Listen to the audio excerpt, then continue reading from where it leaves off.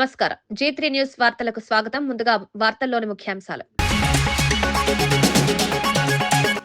అసెంబ్లీలో కేసీఆర్ కి shake hand ఇచ్చి హుందాతనం చూపిన సీఎం, సభా సంప్రదాయాలకు తగ్గట్టు వ్యవహరించిన రేవంత్ రెడ్డి, సీఎం గౌరవానికి స్పందించిన కేసీఆర్, తీరుపై ప్రశంసలు, అహంకారం చూపిన కేటీఆర్ తీరుపై మెట్టు సాయి కుమార్ విమర్శ. తెలంగాణ ఉద్యమకారులకు తెలంగాణ జాగృతి మద్దతు, ఉద్యమ కళాకారులకు ఉద్యోగాలు ఇవ్వడంలో ప్రభుత్వం విఫలమైందని విమర్శ, హామీలిచ్చి అమలు చేయని కాంగ్రెస్ ప్రభుత్వంపై విమర్శ, కళాకారుల హక్కుల కోసం నిరంతర పోరాటం చేస్తామన్న కవిత. పవన్ కళ్యాణ్ పై అసభ్య పోస్టులు పెట్టిన వ్యక్తి అరెస్ట్ డిమాండ్. తాడేపల్లి పోలీస్ స్టేషన్లో జనసేన ఫిర్యాదు, సోషల్ మీడియాలో వ్యక్తిగత దూషణను సహించమన్న హెచ్చరిక, తప్పుడు ప్రచారం శాంతి భద్రతలకు ముప్పన్న జనసేన.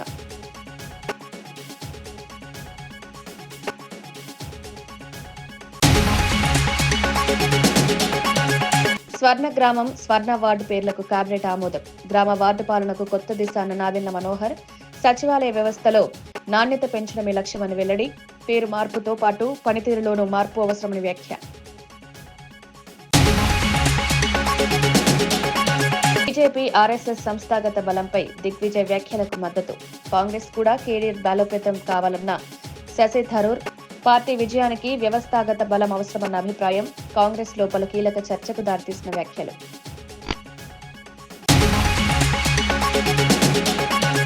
సంక్షేమం, అభివృద్ధి, భవిష్యత్తు లక్ష్యంగా కూటమి ప్రభుత్వం పాలన సాగిస్తున్నట్లు మంత్రి నాదెండ్ల మనోహర్ తెలిపారు. గ్రామ, వార్డు, సచివాలయాల పేర్లను స్వర్ణ గ్రామం, స్వర్ణ వార్డులుగా మార్చేందుకు కేబినెట్ ఆమోదం లభించిందని వెల్లడించారు. ఈ నిర్ణయం ద్వారా పాలన ప్రజలకు మరింత చేరువవుతుందని మంత్రి అభిప్రాయపడ్డారు. గ్రామ స్థాయి నుంచి పట్టణ స్థాయి వరకు సేవల పంపిణీలో నాణ్యత పెంచడమే లక్ష్యమన్నారు. సచివాలయ వ్యవస్థను మరింత సమర్థంగా తీర్చిదిద్దుతూ సంక్షేమ పథకాలు అర్హులైన ప్రతి ఒక్కరికి చేరేలా చర్యలు తీసుకుంటున్నామని తెలిపారు. పేర్ల మార్పు కేవలం అభిప్రాయమే కాకుండా పనితీరులోనూ మార్పు రావాలన్నదే ప్రభుత్వ ఉద్దేశమన్నారు. ప్రజల భాగస్వామ్యంతో పాలనను బలోపేతం చేయడమే ఈ సంస్కరణల లక్ష్యమని స్పష్టం చేశారు.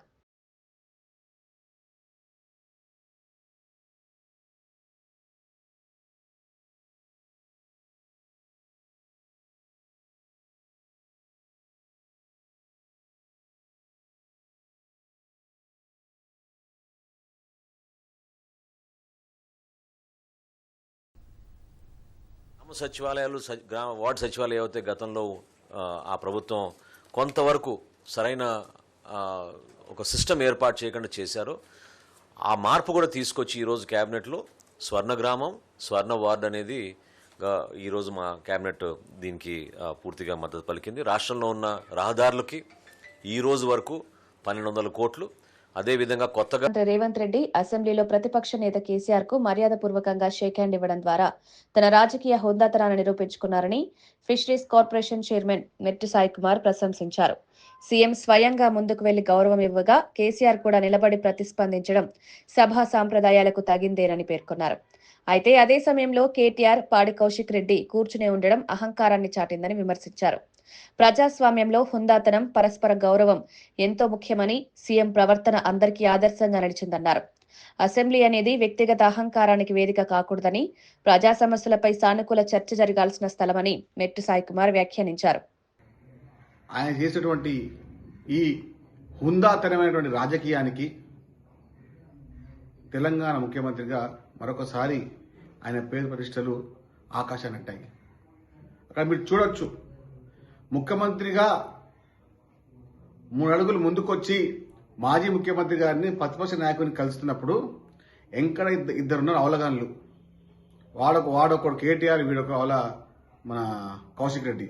కనీస మర్యాద లేకుండా కుర్చీల్లో కూర్చొని గౌరవప్రదమైన వ్యవస్థలో గౌరవప్రదంగా మంత్రిగా పనిచేసి ఇప్పుడు ఎమ్మెల్యేగా ఉండి అహంకార భరితమైన వ్యవహారాలు చేసినటువంటి ఈ అజ్ఞాన ఎమ్మెల్యేలు, అహంకారపు ఎమ్మెల్యేలు మీరు భవిష్యత్తులో మరొకసారి శాసనసభకు రాకుండా తెలంగాణ ప్రజలు నేడు నిర్ణయించుకున్నారు.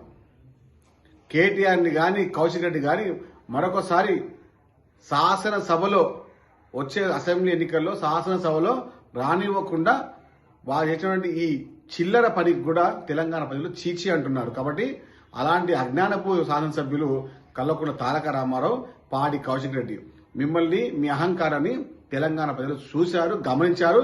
రేపు మీ ఇద్దరిని ప్రత్యేక సమాధిలో బొందబెట్టడం ఖాయం. పార్వతీపురం మన్యం జిల్లా గుమ్మలక్ష్మీపురం ఏజెన్సీ ప్రాంతంలో గిరిజనుల సంప్రదాయ కందికొత్తల ఉత్సవాలు ఘనంగా ప్రారంభమయ్యాయి. ఈ ఉత్సవాలు గిరిజనుల సంస్కృతి సాంప్రదాయాలకు ప్రతీకగా నిలుస్తాయి. పంట కోతల అనంతరం నిర్వహించే ఈ వేడుకల్లో ప్రత్యేక నృత్యాలు, ఆచారాలు నిర్వహిస్తారు. గ్రామస్తులు సాంప్రదాయ వేషధారణతో పాల్గొని ఉత్సవాలకు ప్రత్యేక శోభను తీసుకొచ్చారు. గిరిజన జీవన విధానం, సామాజిక ఐక్యతను ప్రతిబింబించే ఈ కార్యక్రమాలు యువతకు తమ సంస్కృతి పట్ల అవగాహన కల్పిస్తున్నాయి. స్థానిక అధికారులు కూడా ఉత్సవాలను పర్యవేక్షిస్తూ అవసరమైన ఏర్పాట్లు చేశారు. ఈ వేడుకలు గిరిజన సాంప్రదాయాల సంరక్షణకు దోహదపడుతున్నాయి.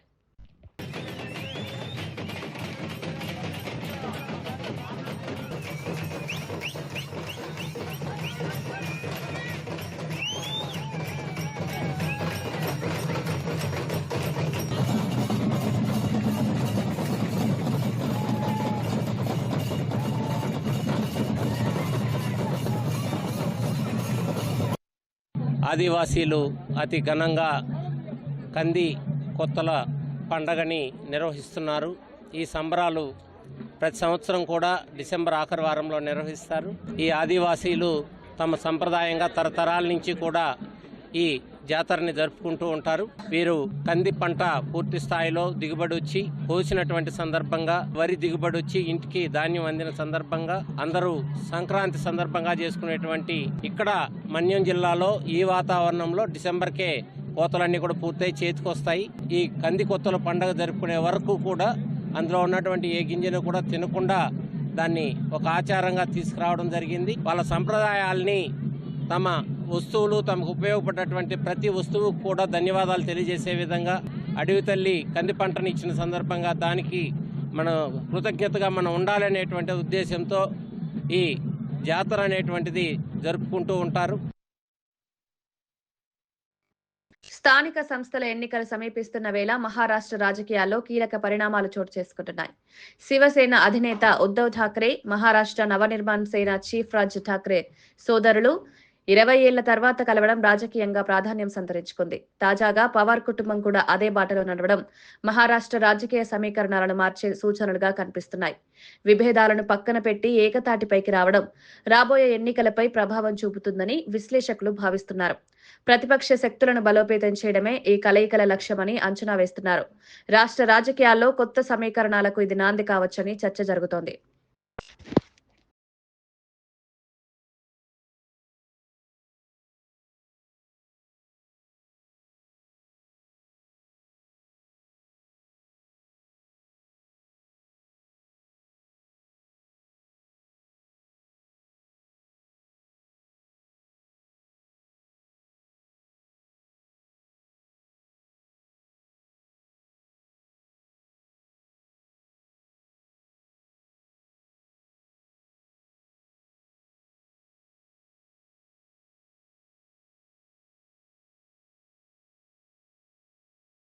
తెలంగాణ ఉద్యమంలో కీలక పాత్ర పోషించిన కళాకారులకు తెలంగాణ జాగృతి సంపూర్ణ మద్దతు ఉంటుందని అధ్యక్షురాలు కల్వకుంట్ల కవిత స్పష్టం చేశారు.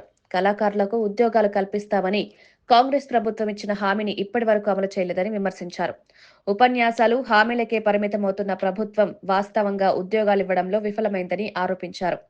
ఇందిరా పార్క్ వద్ద కళాకారులు పెద్ద ఎత్తున ధర్నా నిర్వహిస్తుండగా ఆ ఉద్యమానికి తెలంగాణ జాగృతి సంఘీభావంగా పాల్గొంటుందని తెలిపారు. తెలంగాణ సంస్కృతి, ఉద్యమ ఆత్మను నిలబెట్టిన కళాకారులను నిర్లక్ష్యం చేయడం తగదన్నారు. వారి హక్కుల సాధన కోసం నిరంతరం పోరాడతామని కవిత భరోసా ఇచ్చారు. మేము అండగా ఉంటాం. కళాకారులకు ఉద్యోగం ఇస్తాం అనేటటువంటి మాట కాంగ్రెస్ పెద్దలు పదే పదే చెప్పడం జరిగింది. చెప్పి 2 సంవత్సరాలుగా అపాయింట్మెంట్ ఇవ్వకుండా ఇబ్బంది పెట్టడం, కళాకారులు అనేటటువంటి కనీస గౌరవం లేకుండా మరి ఎప్పటికప్పుడు ఊకదంపుడు ఉపన్యాసాలు తప్పితే ఉద్యోగాలు ఇవ్వనటువంటి సందర్భాన్ని గమనిస్తున్నాం. కాబట్టి ఇందిరా పార్క్ దగ్గర పెద్ద ఎత్తున మన కళాకారులందరూ కూడా ధర్నా చేయబోతా ఉన్నారు. ఆ ధర్నాలో కూడా జాగృతి పాల్గొంటుంది. ఈ ప్రభుత్వానికి కనువిప్పు కలిగే విధంగా ఆ ధర్నా ఉంటుందని, ఉండే విధంగా కళాకారులము జాగృతి అందరం కూడా ప్రయత్నం చేద్దాం. ప్రభుత్వాన్ని మేల్కొల్పుదాం, ఉద్యోగాలు సాధి. Thank you. జై తెలంగాణ.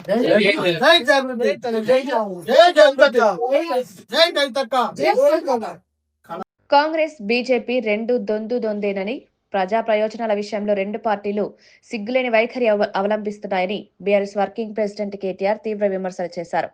కాంగ్రెస్ ప్రభుత్వం 6 గ్యారంటీలు అమలు చేయకపోయినా బీజేపీ నేతలు ప్రశ్నించరన్నారు. బీజేపీ ప్రభుత్వం సిమెంట్ ఫ్యాక్టరీలు అమ్మినా, పత్తి కొనుగోలు చేయకపోయినా కాంగ్రెస్ నాయకులు మౌనంగా ఉంటారని వ్యాఖ్యానించారు.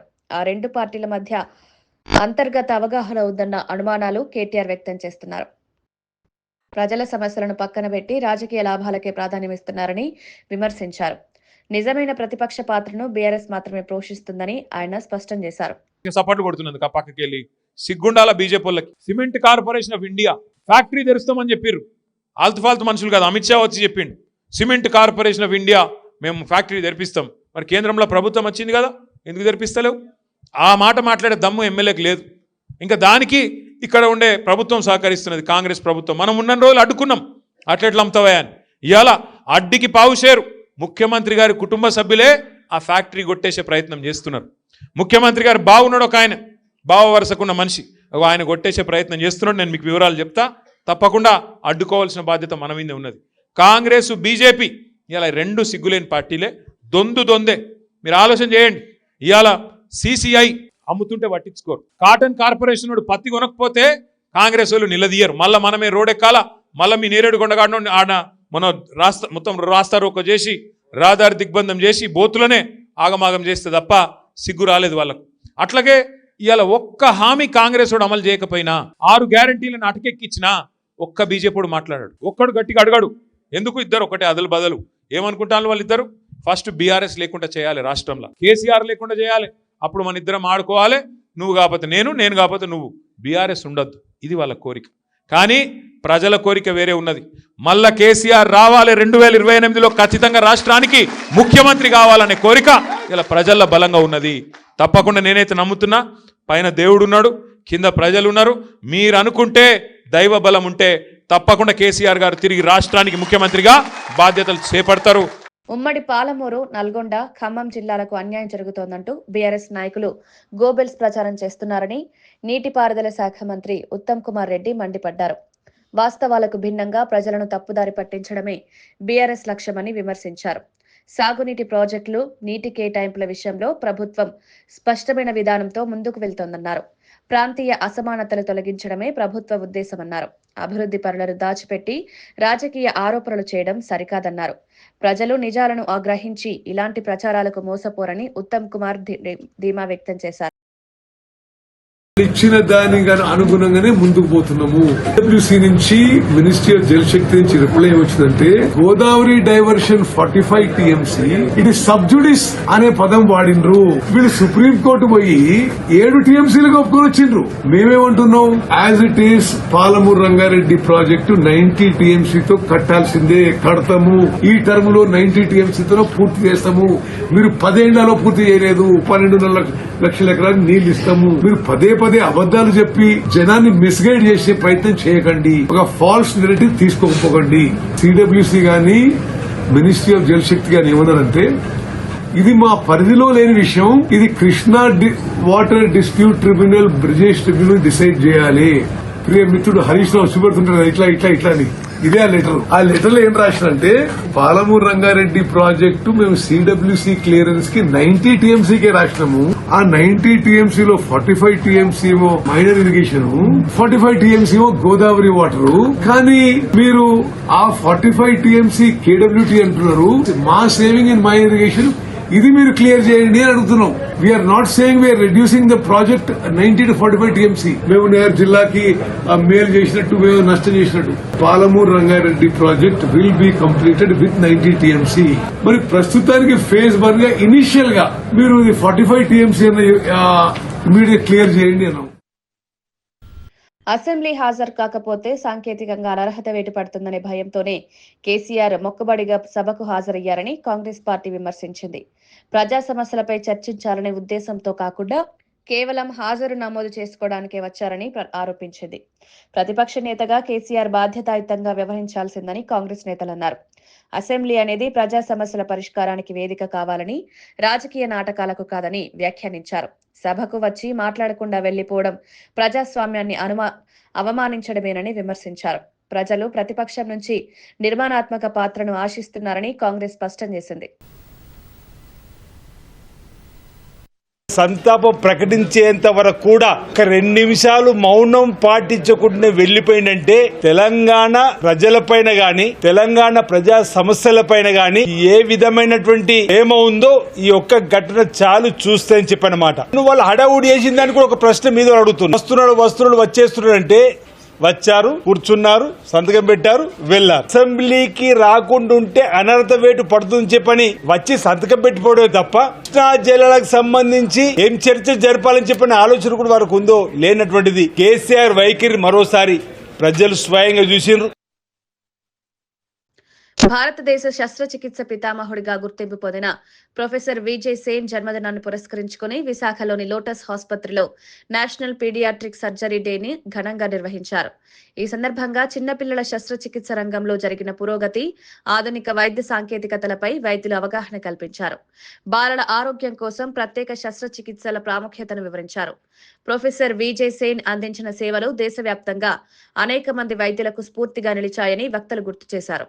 చిన్నపిల్లలకు సురక్షితమైన వైద్య సేవలు అందించడంలో పీడియాట్రిక్ సర్జరీ కీలక పాత్ర పోషిస్తుందన్నారు. ఈ కార్యక్రమం ద్వారా ప్రజల్లో అవగాహన పెరగడమే కాకుండా వైద్య రంగంలో నూతన ఆలోచనలకు దారితీస్తుందని నిర్వాహకులు పేర్కొన్నారు.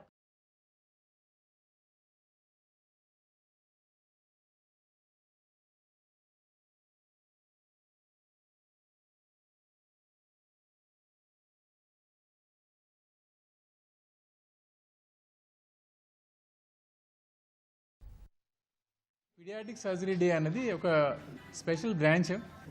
గత 20-30 సంవత్సరాల క్రితం వరకు ఈ పీడియాట్రిక్ సర్జరీ అంటే పిల్లల్లో వచ్చిన ఆపరేషన్లు అడల్ట్ సర్జన్స్, ఎంబీబీఎస్ డాక్టర్స్ ఇలాగా రకరకాల వాళ్ళు ఆపరేషన్లు చేస్తూ ఉండేవారు. ఈ పీడియాట్రిక్ సర్జరీ విభాగం వచ్చిన తర్వాత పిల్లల్లో వచ్చిన డిసీజెస్ అన్నిటికీ పీడియాట్రిక్ సర్జన్స్ మాత్రమే ట్రీట్ చేయడం మొదలుపెట్టారు. ఈ డిపార్ట్మెంట్ స్టార్ట్ చేసిన 9 monthsలో దగ్గర 500 మంది పిల్లల్ని మేము బాగు చేసి చక్కగా ఆరోగ్యవంతులను చేయగలిగామన్నమాట. అన్ని ఉమెన్ అండ్ చిల్డ్రన్ హాస్పిటల్స్లో పీడియాట్రిక్ డిపార్ట్మెంట్ సర్జరీ ఉండదు.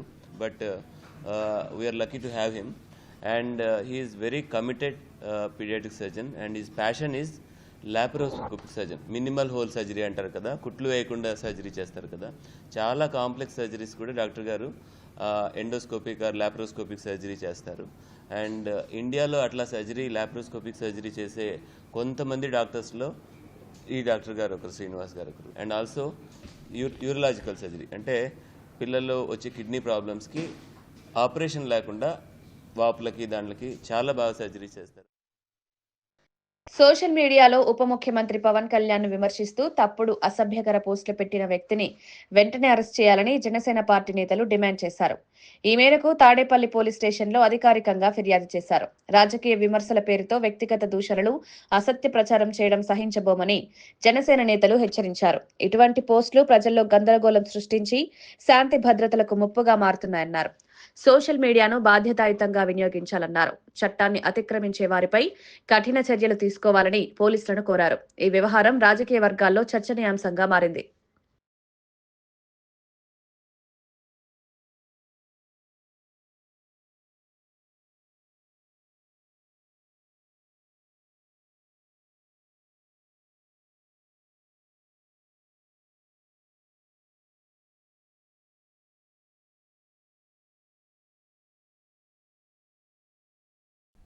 పవన్ కళ్యాణ్ గారు ఇప్పటంలో ఏదైతే ఆయన హామీ ఇచ్చారో ఆ హామీ ఇచ్చిన పెద్దామ కోసం వచ్చి ఆమెకి ఇచ్చిన మాట నిలబెట్టుకొని ఆమె కుటుంబానికి అండగా నిలబడిన మా పవన్ కళ్యాణ్ గారిని వైసీపీ పేటీఎం బ్యాచ్ ఏదైతే సోషల్ మీడియాలో ఆయన మీద ఆడవారని కూడా చూడకుండా, అది వృద్ధురాలని కూడా చూడకుండా ఆ పెద్దామను కూడా అసభ్యంగా కళ్యాణ్ గారి మీద తప్పుడు ప్రచారాలు చేస్తున్నారు. దాని మీద మా జనసేన పార్టీ మా తాడేపల్లి పోలీస్ స్టేషన్ లో ఈ రోజు తన మీద చర్యలు తీసుకోవాలని చెప్పి ఈ సిఐ గారికి కంప్లైంట్ ఇవ్వడం జరిగింది. ఎవరైతే ఈ తప్పుడు ప్రచారం చేస్తున్నారో వారిని వెంటనే శిక్షించాలని చెప్పి, ఏదైతే తప్పుడు ప్రచారం చేస్తున్నారో వైసీపీ ప్రతి ఒక్కరికి కూడా చెంపపెట్టులాగా చేయాలని చెప్పి ఈ సందర్భంగా కోరుకుంటూ, ఇలాంటి వారికి మరొక్కసారి ఏదైనా ఇలా చేస్తే ఏదైనా సరే జన సైనికులు ఇప్పుడు మా నాయకుడిని దీంతో సానుకూలంగా నిమ్మలంగా ఉంటున్నారు. మా పవన్ కళ్యాణ్ గారు గనక ఒక్కసారి గనక ఆయన పర్మిషన్తో చేస్తే వైసీపీ ఏదైతే ఈ పేటీఎం వాళ్ళు ఉన్నారో మొత్తం పారిపోయేలాగా చేస్తారని చెప్పి ఈ సందర్భంగా తెలియజేస్తున్నారు. అస్సాం ప్రజల సంస్కృతి అస్తిత్వానికి బంగ్లాదేశ్ నుంచి అక్రమంగా వస్తున్న చొరబాటుదారులే అతిపెద్ద ముప్పుగా మారారని కేంద్ర హోంశాఖ మంత్రి అమిత్ షా ఆరోపించారు. ఈ చొరబాటుదారులను కాంగ్రెస్ పార్టీ తమ ఓటు బ్యాంకుగా పరిగణిస్తూ రాజకీయ లబ్ధి పొందుతున్నారని విమర్శించారు. అస్సాంలో జనాభా సమతుల్యత మారిపోతోందని, స్థానికులకు నష్టం జరుగుతోందని అన్నారు. ఎన్డీఏ ప్రభుత్వం అధికారంలోకి వచ్చిన తర్వాత అక్రమ చొరబాట్లను నియంత్రించేందుకు కఠిన చర్యలు తీసుకుంటున్నామని తెలిపారు. దేశ భద్రత, సాంస్కృతిక పరిరక్షణ విషయంలో రాజీ పడేది లేదని స్పష్టం చేశారు. కాంగ్రెస్ పాలనలో ఈ సమస్యను పట్టించుకోకపోవడం వల్లే పరిస్థితి ఈ స్థాయికి చేరిందని అమిత్ షా వ్యాఖ్యానించారు.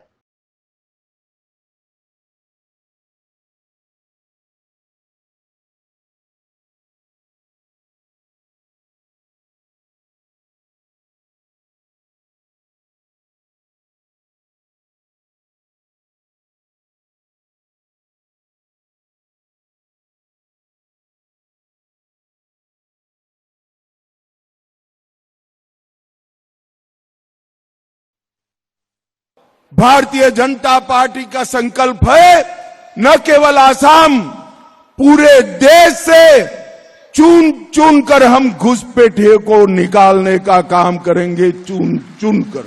श्रीमद शंकर देव के स्मृति स्थान पर ये बांग्लादेशी घुसपैठिए थे, वो बरोबर था क्या? मैं बहुत मनपूर्वक बधाई देना चाहता हूं, इन्होंने इन पवित्र स्थान से घुसपैठियों को निकालकर फिर से नामघर की स्थापना करने का काम किया है। बीघा से ज्यादा भूमि घुसपैठियों से मुक्त कराई गई है। ये कांग्रेस सरकार इतने साल रही, उन्होंने आसाम आंदोलन के शहीदों के लिए कुछ नहीं किया।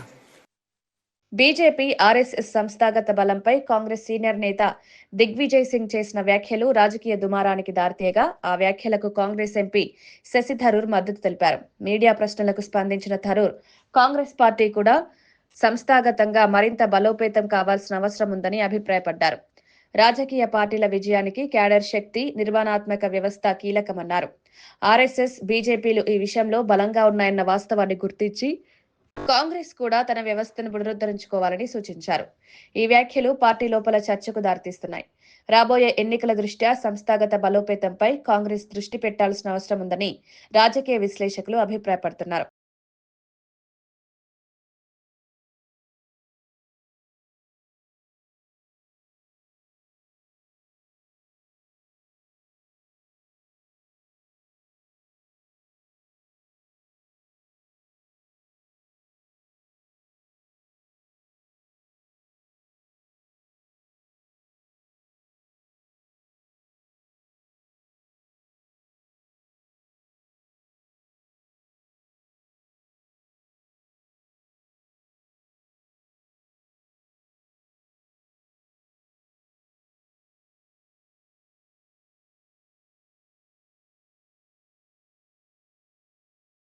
వార్తలు ముగించే ముందు ముఖ్యాంశాలు మరోసారి.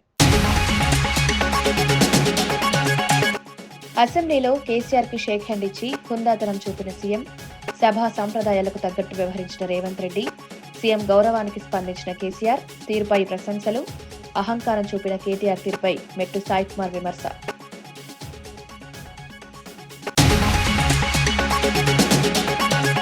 తెలంగాణ ఉద్యమకారులకు తెలంగాణ జాగృతి మద్దతు, ఉద్యమ కళాకారులకు ఉద్యోగాలు ఇవ్వడంలో ప్రభుత్వం విఫలమైందని విమర్శ, హామీలిచ్చి అమలు చేయని కాంగ్రెస్ ప్రభుత్వంపై విమర్శ, కళాకారుల హక్కుల కోసం నిరంతర పోరాటం చేస్తామన్న కవిత.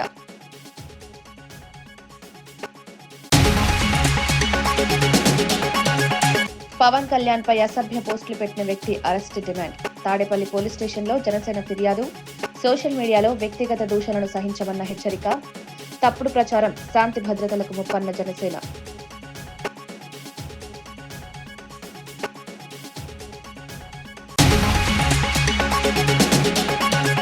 స్వర్ణ గ్రామం, స్వర్ణ వార్డు పేర్లకు కేబినెట్ ఆమోదం. గ్రామ వార్డు పాలనకు కొత్త దిశ అన్న నాదెండ్ల మనోహర్.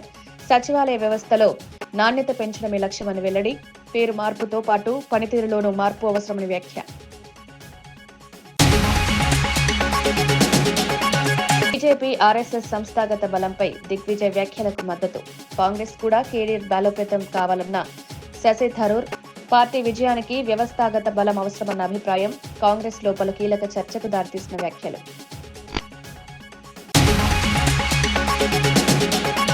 ఇవి ఈనాటి వార్తా విశేషాలు. మరో బులెటిన్లో మళ్ళీ కలుద్దాం. నమస్కారం.